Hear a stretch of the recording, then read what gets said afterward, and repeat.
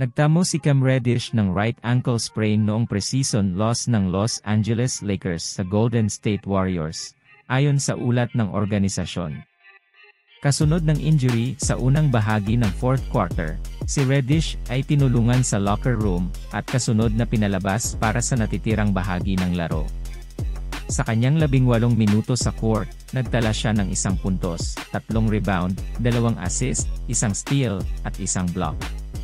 Ito ay isang mapaghamong debut para kay Reddish, dahil siya ay tila disoriented sa unang kalahati, nagtatrabaho upang mahanap ang kanyang footing sa court. Kung minsan, nagmumukha siyang nagmamadali at nag-overextend sa ilang mga ari-arian. Gayunpaman, nagawa niyang tumira sa ikalawang kalahati pagkatapos gumawa ng ilang kahanga-hangang mga laro sa pagtatanggol. Sa kasamaang palad, nang siya ay nakakakuha ng momentum, si Reddish ay nagtamo ng pinsala sa bukong-bukong matapos mapunta sa paa ng isang manlalaro ng Warriors. Kinailangan niyang tumagal ng ilang minuto para makarecover. Sa ngayon, wala pang ibinunyag na karagdagang impormasyon ang Lakers tungkol sa injury. Dahil ito ay preseason at hindi na kailangang ipagsapalaran ang karagdagang pinsala, makatuwirang asahan na maaaring mawalan ng oras ng paglalaro si Reddish.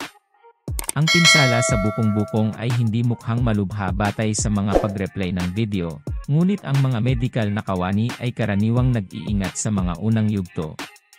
Kung ang Reddish ay nasa sideline, ang iba pang mga forward sa roster tulad ni Taurean Prince, Jared Vanderbilt, at Rui Hachimura ay malamang na makakita ng mas mataas na oras ng paglalaro.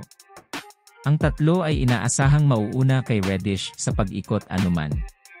Pansamantala, maaari ring tuklasin ng coaching staff ang mas maliliit na lineup, posibleng ilipat ang isang tulad ni Max Christie sa maliit na posisyon sa pasulong.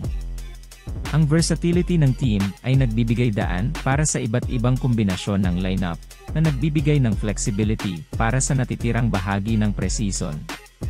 Ang mga pinsala ay isang patuloy na pag-aalala para sa Lakers sa mga nakaraang taon, kaya umaasa tayo para sa mabilis na paggaling para kay Reddish at na ang natitirang bahagi ng koponan ay mananatiling malusog. Salamat sa panonood. Kung nasiyahan ka sa video, mangyaring isaalang-alang ang pag-subscribe sa channel at pindutin ang notification bell para sa mga update sa aming hinaharap na nilalaman.